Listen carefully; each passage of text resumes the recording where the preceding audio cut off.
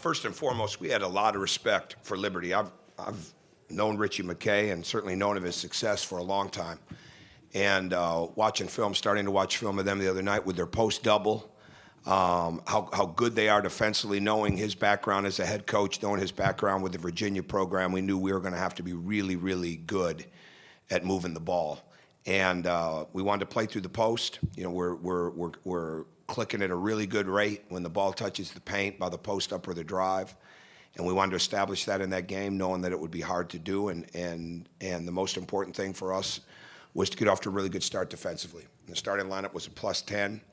I look at it right now like we have 6 starters. You know, we're trying to make sure that we have a group of guys that can finish the game. But for me to make that decision to move him in there is really simple for us. Because of where those guys are at, and the whole key for the season is to continue to have guys be able to move in that way, not necessarily move out. And I thought that gave us an opportunity tonight to establish some rebounding, some physicality. We did. We got off to an excellent start, and everybody that came into the game continued to build on that. And again, we prepared hard. They've worked extremely hard, and we had one day off in between. But they were locked into this team. We were locked into how well they shoot the ball.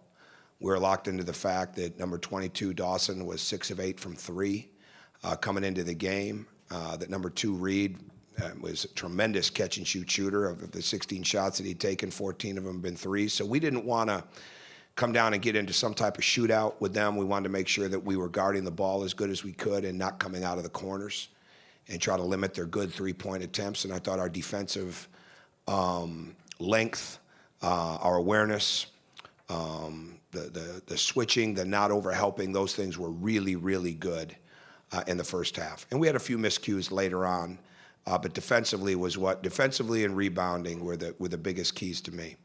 There's certainly a lot of room for improvement. We can get a lot better. Our footwork, as much time as we spend on it, some of our mistakes right now, our turnovers are coming from footwork. We've got to continue to build on that.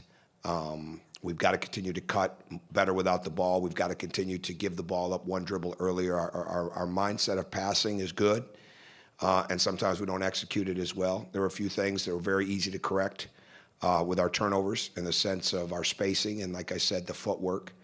A few other things we've got to work a little harder at. But it's the 3rd game of the year. We know we're getting ready to play in a tremendous atmosphere against another team that we have a lot of respect for in Fort Wayne. On Tuesday night, who's coming off a big win where they scored 94 points. We have a lot of respect for how they coach, how they play, how fast they are, and we're going on the road. So short period of time for us to get better, but we got better in the game tonight, and that's the most important thing moving forward. You kind of already just answered my question. I was going to ask you about the turnovers and how you sort of diagnose them as far as footwork then. I mean, how do you attack that? Well, we work on footwork all the time. I mean, so a couple of it's we're hopping a little bit, and I think we're just in a rush. I think we're playing a little too fast at times, and we're trying to make the move too fast. Freddie's charge in the corner was, if they cut off the baseline, we attack across the top. We're just going a little too fast. But I'll focus on that tomorrow. I'm going to make sure that I've already had my oldest daughter, who's become she makes all of you look mild right now with her critiques. So I've already saw that message from her. So she's not even here. She's at the Michigan-Indiana game. So I get it from all levels. But to me, everything's correctable, and their attitudes are great, and we'll get those things fixed as we go.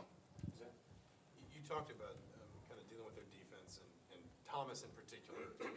How do you think he handled that? I guess he was getting a lot of attention defensively inside. You talked about the post double, and I think that defense just in general seemed to be kind of really packed in. How do you think he handled that? Oh, very well. I thought he handled it very well. I think his turnovers a couple of times just came. We'll have to look at him, but there are just a couple of miscues there. But he still had deflections tonight. We've got to make. We want to do the right thing. Sometimes we got to do it a little quicker. Sometimes we have to do it with a little more patience. Like the move has to be quicker, or we have to slow down a little bit on our footwork, or we have to make the pass one dribble sooner. There's some timing issues there that I'm not surprised we're going through. and we'll work on that. We're continuing to learn how to get used to the new rules with the post up and things of that nature. I didn't think that he fouled when he was called for the offensive foul, but then later I see, yeah, and the way the rules are called now, he did. So we've got to continue to work on that. Duran, the same thing. You know, a lot of times, guys, we sometimes we have our arms in the wrong spots. We want to have our arms up and out. We want to have our arms up and loose and hands loose to rebound the ball, but we don't want to post with our arms. We want to post with our body and get our arms out wide. Sometimes we get it in reverse order, right? And so to me, it's just a matter of just refinement, remembering, more drill work, more film work, and just continue to expand what we're doing and do it in a fundamental way. Tom, I think you played, like I know you played, looking at the box score, 14 guys. That's probably not realistic to do that the whole season, but with this type of team, with the type of depth you have, how many guys do you think you could play? I'm not sure. I haven't even really thought about that. I screwed up momentum in the end of the first half a little bit, and because I wanted to get some other guys in there, and we had good momentum going. But I'm not sure. I mean, I think if we recruit them, they should be good enough to play. And I think if they can walk on, they should be good enough to come into the game and help us because, you know, we have enough managers, right? So you want guys that can come in and contribute. Now, there's going to be nights some guys don't play as much, but I think that's why as we go down the line, there'll be more pressure involved in our defense. Right now, we're trying to get our base right. We're trying to get our half court right. We're trying to get our ball pressure right. We're trying to make sure, like I said, that we don't come off the corners. The other night, I didn't think we were as good at that. You know, Kansas, we did a pretty decent job. We didn't do as good a job Wednesday, and we did a much better job tonight. So it's really, to me, we don't want to lose the fundamental base of what we've got to do defensively in the half court. But as we get better at that, then that will increase even more full court pressure, and hopefully that'll allow us to stay with playing more guys. But the biggest thing I'm looking for, you want to play at a really fast pace, but you don't want guys to pace themselves. And that's why getting a lot of guys in there is really important right now as we play our way into really good game shape. Because I've said so many times before, and knowing my team the way I do, we're not there yet because we just don't have that build-up that we've had with the 5-on-5 and practices and with the injuries and all that different stuff that you work through. But we're getting there. So I'm not down on anybody with the way that they played. But I will say at the same time, there's not one guy that can't get significantly better. And I believe that they all will. Jeff, you mentioned defensively, you're sort of like, you know, going to add things. How does that approach work as far as do you look and say, okay, by December 31st, I want 75% of the defense in? Or how do you kind of? I don't look at it that way at all. I mean, we don't have nearly as many things in offensively as we would have had, and we don't have as many different schemes or packages defensively in because it's really so much about its concept on both sides of the court for us. But tonight was more about let's get on the glass. All right, let's get on the glass offensively. Let's get on the glass defensively. Let's make sure our effort and energy is really good there. Let's not pace ourselves on running the floor. Frankly, I think the trip caught up with us a little bit last week, last Tuesday and Wednesday especially. I think if you look at the other teams that played in that, and it's the same thing when you come back from Maui. I mean, it hits you at different times. It's not an excuse. I mean, we scored 100 points, but we weren't as good as we could have been. And I think that we've worked hard at that the last couple of days to make sure we understand that better. So I don't have a timeline on any of that. It's every day reading the team, you know, and seeing where we're at. Tom, you talked a little bit about Fort Wayne, but how did you end up taking a game in Fort Wayne? Was that something you really wanted to do? It just worked out? How did that Well, we wanted to do something that had home games in it with the Indiana Classic to make sure that we had enough home games. We knew we were doing the thing with Kansas. You know, certainly we'd made the decision to play Louisville and Bankers Life to go along with Butler. We had the ACC game, so it was just a matter of let's make sure we have enough home games for this. And Jade Grossman put it together, and it was an opportunity to involve Fort Wayne and an opportunity to go on the road at, I think, the second largest city, right? Second largest city and a great IU fan base up there. And, you know, now we got to go play the game. It's going to be easier said than done. With how talented they are, how good Mo Evans is. But it's just an opportunity to play in the state. We can't do it very much. You know, I can't say when we'll be able to do it again, you know, with the way the schedule is for us. But this is an opportunity for us to go up there in an arena that I'm looking forward to coaching in. I think they're looking forward to playing in, and certainly the fact that we could take James home played into it. And there was always that risk making that decision because obviously, I mean, if he doesn't get hurt last year, maybe he's not here, right? I mean, maybe he's already in the NBA. But it just kind of worked out. So I know they're appreciative. I know the base of fans up there are excited. And all we want to do over the next few days is be locked into playing an explosive team. Josh took a blow right under the basket in the second half. Did he lose it too? They lost a tooth, so they're in the process of handling that now. So yeah, that's a tough deal because he's going